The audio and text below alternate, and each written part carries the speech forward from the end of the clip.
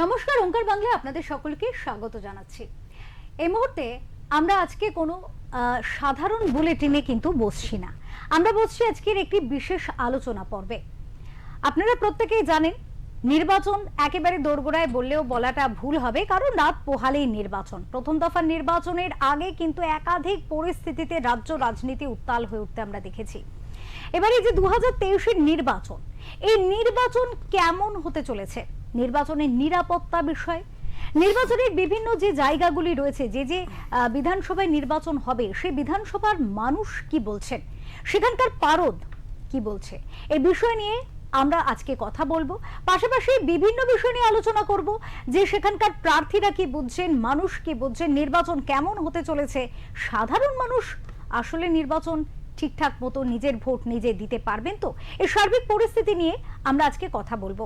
দর্শকদের একটু জানিয়ে রাখতে চাইবো যে 23শে এপ্রিল অর্থাৎ রাত পোহালে যে নির্বাচনের কথা, প্রথম দফার ভোট আমরা সকলেই জানি। 152টি আসনে কিন্তু এই ভোট হতে চলেছে এবং 16টি জেলা, সেই 16টি জেলায় কিন্তু এই ভোট হবে, এই নির্বাচন হবে।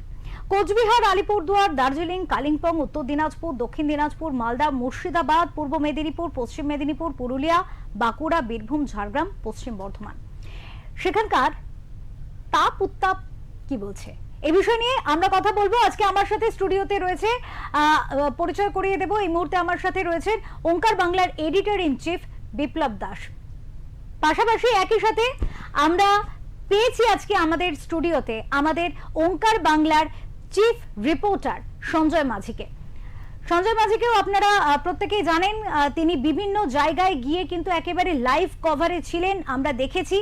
এবং দাঁতনের প্রসঙ্গটা না উল্লেখ করলেই নয়, দাঁতনে গিয়ে যে পরিস্থিতির সম্মুখীন হয়েছিল, যথেষ্ট আক্রমণের মুখে পড়েছে, আক্রান্তও হয়েছে, তবু আজকে আমরা তাকে নিয়ে বসেছি জেলার একেবারে সামনে থেকে দেখা তার যে বিষয়গুলি তিনি নিজের চোখে দেখেছেন, সেই বিষয়গুলি আপনাদের সামনে তুলে ধরবো বলে প্রথমে যে আলোচনায় আসবো তা হলো 2026-এর নির্বাচন, কোনো সাধারণ নির্বাচন। দাদা, আপনার কাছে আসবো প্রথমে। 2026-এর নির্বাচন নিয়ে কথা বলতে গেলে এটা একেবারে অন্যান্য বারের মতো নির্বাচন বললে বলাটা ভুল হবে। তার কারণ হচ্ছে আমরা দেখেছি এই নির্বাচনের আগে আগে কিন্তু অনেকগুলি ইস্যু আমাদের সামনে এসে দাঁড়িয়েছে, যা রীতিমতো আলোচনার বিষয়বস্তু। তো সেই জায়গা থেকে দাঁড়িয়ে রাত পোহালি প্রথম দফার নির্বাচন, স্বাভাবিকভাবে মানুষের মনে প্রচুর প্রশ্ন, নির্বাচন কেমন হতে চলেছে, আবহাওয়া কি বলছে। মূলত যদি আমরা দেখি দুপাক্ষিক নির্বাচন হতে চলেছে। এক হচ্ছে মানে দ্বিমুখী যদি নির্বাচন আমরা ধরি, প্রধান বিরোধী দল এবং শাসক দল। তো সেই ক্ষেত্রে পারদ কি বলছে? হ্যাঁ, দেখো অপরূপা, আমরা যে এই নির্বাচন 2026-এর নির্বাচনের যদি দেখি, বিগত যদি 2011 সালের যে নির্বাচন আমরা দেখেছিলাম, তারপরে আমরা এই 2026-এর নির্বাচনে কোথাও একটা যেন আশা করছি একটা নিরপেক্ষ নির্বাচন হতে চলেছে এই রাজ্যে। আমরা যদি দেখি 2011 পরে নির্বাচন হয়েছিল 2014 সালে, যেটা হচ্ছে প্রধানমন্ত্রী নরেন্দ্র মোদী প্রথমবার প্রধানমন্ত্রীর জন্য প্রতিনিধিত্ব করেছিলেন, লড়াই করেছিলেন। তো 2014 লোকসভা ইলেকশন দেখেছি, 2016 বিধানসভা নির্বাচন দ্বিতীয়বার মমতা বন্দ্যোপাধ্যায়ের পরীক্ষা ছিল।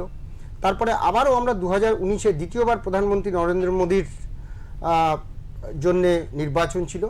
তারপরে তৃতীয়বার 2021 সাল মমতা বন্দ্যোপাধ্যায় তৃতীয়বারের মুখ্যমন্ত্রী, আবার 2024-এ তৃতীয়বারের প্রধানমন্ত্রী নরেন্দ্র মোদী, অর্থাৎ হ্যাট্রিক, মোদীর হ্যাট্রিক, মমতার হ্যাট্রিক।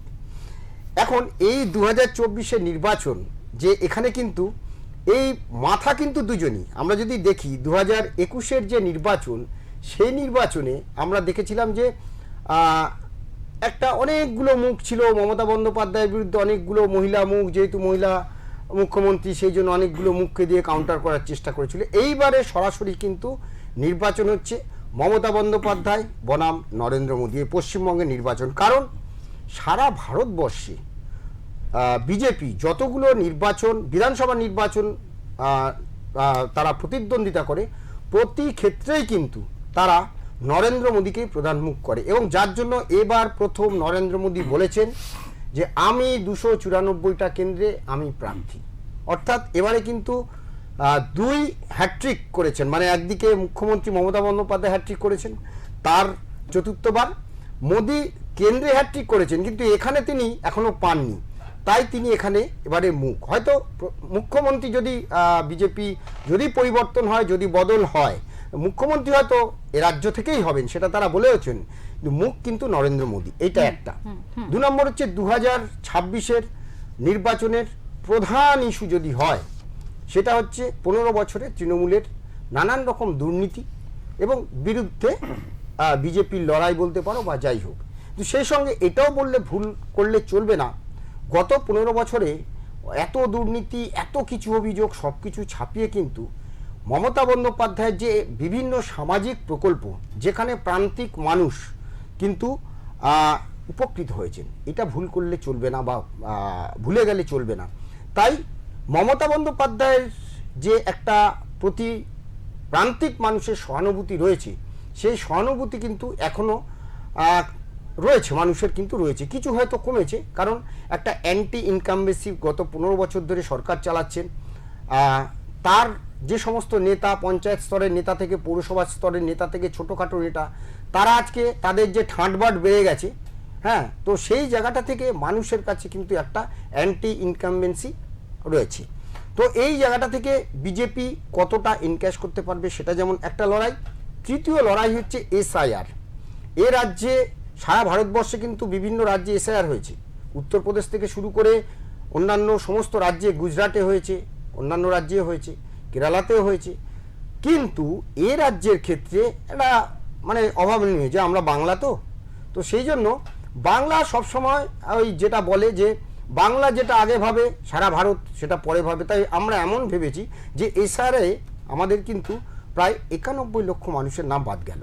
তো এই 91,90 যে মানুষ ভোট দিতে পারলেন না, তাদের মধ্যে আমি যদি ধরি 58,20,000 প্লাস আরও 5 লক্ষ, 64 লক্ষ যদি বাদও দিই, তাহলে বাকি যে ভোটারটা, সেই ভোটার অর্থাৎ প্রায় 27 লক্ষ ভোটার, সেই 27 লক্ষ ভোটার ভোট দিতে পারছেন না।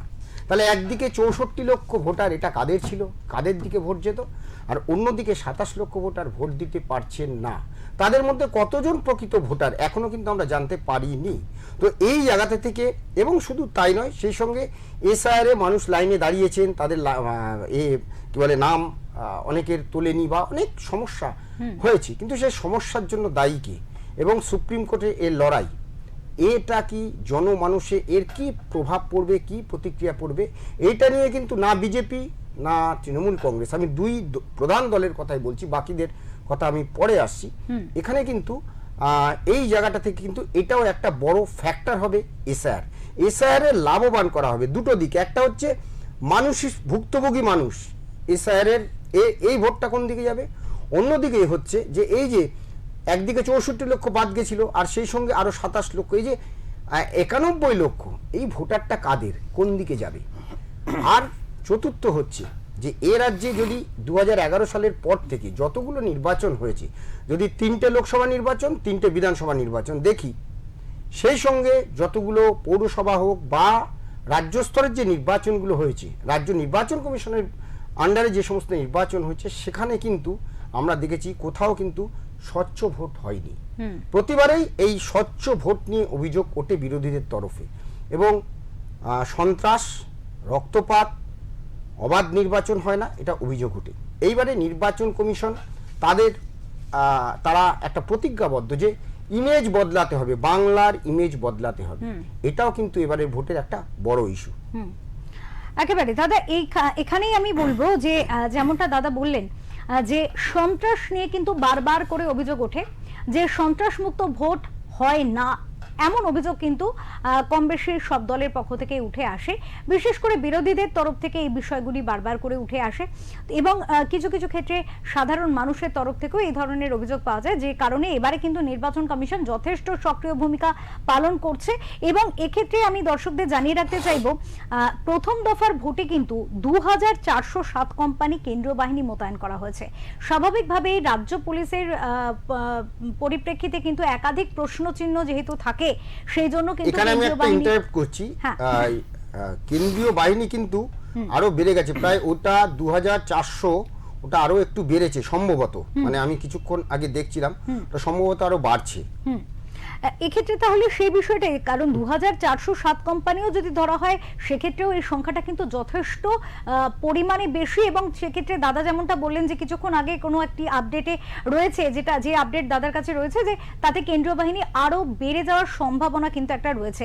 তো তাহলে সেক্ষেত্রে স্বাভাবিকভাবেই বোঝা যাচ্ছে যে নিরাপত্তার দিকটা সচেতনভাবে কিন্তু নির্বাচন কমিশন মাথায় রেখে এগোচ্ছে নির্বাচন করানোর দিকে। কিন্তু এখানেই প্রশ্ন, কিন্তু আসলে কি তারা সাফল্য পাবেন বা সফল হবেন, এই বিষয়ে আসবো আমাদের ওঙ্কার বাংলার চিফ রিপোর্টার সঞ্জয় মাঝির কাছে এবং এই বিষয়ে কথা বলবো। কারণ সঞ্জয়, তুমি একেবারে গেছো, একেবারে ফিল্ডে গেছো, গিয়ে দেখেছো, মানুষকে দেখেছো, মানুষ কি বলছে সেই বিষয়ে যেমন দেখেছো, প্রার্থীদের প্রচার দেখেছো, আক্রমণ পাল্টা আক্রমণ, অভিযোগ পাল্টা অভিযোগ, সবটাই দেখেছো, শুনেছো। এ বিষয়ে তোমার কাছ থেকে জানবো যে প্রথমত যে মুর্শিদাবাদ, এবং আমরা যদি মুর্শিদাবাদের কথা বলি, আমরা যদি পশ্চিম মেদিনীপুর এবং পূর্ব মেদিনীপুর, পশ্চিম মেদিনীপুর নিয়েও কথা বলি, কারণ মেদিনীপুর মানে অধিকারী গড়, একটা এই ধরনের মানুষের মধ্যে কিন্তু প্রচলিত কথা রয়েছে। আর অধিকারী গড় মানেই যে একটা শাসক দলের বিরুদ্ধে জোরদার শক্তি, সেটা বলাই বাহুল্য, আমরা প্রত্যেকেই জানি। তো সেই জায়গাকার পারদ কেমন দেখলে, জানবো তোমার কাছ থেকে। অপূর্বা, যেমন তুমি বললে যে পারদ, প্রথমে 2026 সালে যে বিধানসভা ভোট, সেই বিধানসভা ভোট মূলত দুটো পরিবারকে নিয়ে বলা যেতে পারে, অধিকারী পরিবার আর ব্যানার্জি পরিবার।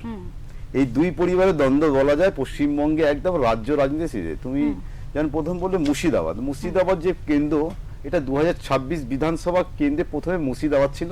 ওখানে একটু রাজনীতির রং ছিল, একটু সামাজিক রং ছিল, একটু ধর্মীয় রং ছিল। কিছুদিন চললো সেই রংটা, সবাই তাদের রং করলো, মানে শাসক দল বিরোধী দল তরজা নিল, সেটাকে থেমে গেল, ধীরে ধীরে সময়কালে কমে গেল। এবার যখন ভোট কেন্দ্র এসে যত কাছে এলো, এবার এসআইআরটা নিয়ে যে রাজনীতি শুরু হলো, শাসক বিরোধী তরজা করতে দেব না হলো, এসআইআরও হলো।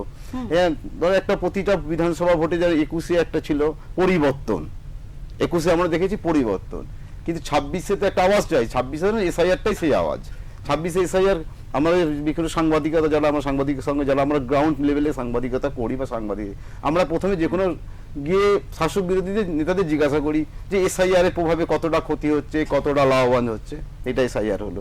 এবার মোটামুটি 26 সালে এক প্রকার ধরা যায় যে ধর্মীয় দিকটাকে কেন্দ্র করেই 26-এ এক প্রকার বলা যেতে পারে ভোট লড়াই যুদ্ধ, একদম 26-এ।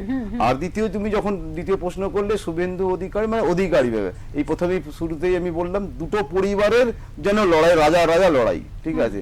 এই কোথাও বংশ বিস্তার, এই যে আমরা ভাবি যে বংশ পরম্পরা, এই কিছুদিন আগে যেমন রাজ্য রাজনীতি শোনা যেত গান্ধী পরিবার, বংশ পরম্পরায় গান্ধী পরিবার, সেটা কোথাও যেন একটা আমরা তুলতাম। সেই দেখো পরিবারতন্ত্রটা কিন্তু ধীরে ধীরে রাজনীতির প্রতিটা দলেই ধীরে ধীরে প্রকাশ পাচ্ছে, সেটা আমরা দেখছি। সেদিকটা আমরা যাচ্ছি না। 26-এ বিধানসভা নিয়ে আজকে আমাদের আলোচনা, সেই আলোচনাতে এবার আসি দাঁতনে যে আমরা একদম জিরো গ্রাউন্ডে দাঁতনে আমরা ছিলাম, যেটা শুভেন্দু অধিকারী গড় বলা যায়। দেখা যায় এই মেদিনীপুর, তোমাকে মধ্যখানে আর একটা কথা বলি, গতকাল ভবানীপুরে একটি সভায় নগর উন্নয়ন মন্ত্রী ববি হাকিম বলছে যদি ভবানীপুরে মমতা বন্দ্যোপাধ্যায় হেরে যায়, জেনে রাখবে তৃণমূল কংগ্রেস হেরে যাচ্ছে। তার মানে শাসক দলের কোথার মধ্যে একটু চিন্তিত হয়েছে এই ভোটের বক্সে। এবার আসি নন্দীগ্রামে ভোটের রেজাল্ট 26-এ, আমরা 21-এ দেখেছি কি হয়েছে, 26-এ কি হতে চলেছে সেটা আমরা দেখবো পরবর্তীকালে। শাসন বিধানসভার লাস্ট দিনে যে প্রচার ছিল, সে প্রচার শান্তিপূর্ণভাবে হচ্ছিল, কিন্তু তার মধ্যে যে প্রচারের মধ্যে হঠাৎ বাঁধা যে বাংলা জয় শ্রীরাম, এই যে দুটো কথা, জয় বাংলা আর জয় শ্রীরাম, এই কেন্দ্র করে ধুমধুমার কাণ্ড। কেউ জয় বাংলা বলতেই পারে, কেউ জয় শ্রীরাম বলতে, সেটাকে কেন্দ্র করে যে রাজনীতি, আজকে বললাম যে ধর্মটা এখন রাজনীতির মূল কেন্দ্র হয়ে দাঁড়িয়েছে। এবার কিন্তু আবার প্রশাসনের দিক থেকে কালকে যে দাঁতনের যে মানে অশান্তি হয়েছে, তাতে 50টার বেশি বাইক পোড়ানো হয়েছে, প্রার্থী আহত হয়েছে, 30 জন আহত, 3 জনকে অন্য জায়গায় হস্তান্তরিত করা হয়েছে।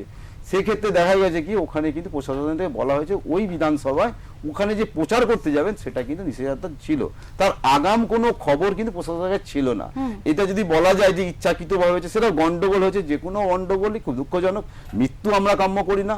নির্বাচন কমিশন, আমি একটাই বলবো যে নির্বাচন কমিশন যে আশ্বাস সাধারণ মানুষকে দিতে চেয়েছিল গত 6 মাস ধরে, এসআইআর বা এর আগে কোনো বিধানসভা ভোটে হয়তো বাংলার মানুষ দেখেনি যে এত ভোটের আগে কেন্দ্র বাহিনী, তাহলে প্রশ্ন সাধারণ পরিবার, তোমার আমার পরিবার, আমরা যে আতঙ্ক একদম। ভাবছি যে কি, যার বাড়ি কারো কিছু ক্ষতি হলো, তার ছেলে গেল, ভাই গেল, স্বামী গেল, পিতা গেল, তার ক্ষতি হলো, তাহলে নির্বাচন কমিশন কোথাও যেন আমার মনে হলো জেলায় সফরে আমি গিয়ে দেখলাম একটু হলো ব্যর্থ। একদম। সেই দোষা 21-এ যেমন বলেছিলেন শুভেন্দু অধিকারী যে কেন্দ্র বাহিনীকে থানায় বসা হয়, এসপি নিয়ন্ত্রণ করে, কেন্দ্র বাহিনীকে ব্যবহার করা হয় না। কি 26-এ একই রেজাল্ট হলো। আমরা দাতন ছিলাম কালকে, দীর্ঘ টাইম রাস্তা অবরোধ ছিল প্রায় ঘন্টা 6, একদম। সেখানে কেন্দ্র বাহিনী হচ্ছে আমাদের কাছে খবর নেই, আমরা নিরুপায় সাধারণ মানুষ বলছি বাঁচান, যে কোনো রাজনৈতিক দলে হোক না, সেটা নিয়ে আমি যাচ্ছি না। এই তো এই সমগ্র চিত্র। কিন্তু আমার মতে হয় যে এখন তো কালকে ট্রেলার ছিল, আগামী কাল আমাদের বাস কয়েক ঘন্টা পরে ভোট, তার পরিস্থিতি চিত্র কি হবে ধীরে ধীরে আমরা সেটাই দেখতে পাবো। অপূর্ব। একেবারে অনেক ধন্যবাদ। আমরা সঞ্জয়ের কাছ থেকে কিন্তু অনেকটাই তথ্য পেলাম। আমরা এই আলোচনায় থাকবো, নিয়ে নেব একটা ছোট্ট বিরতি।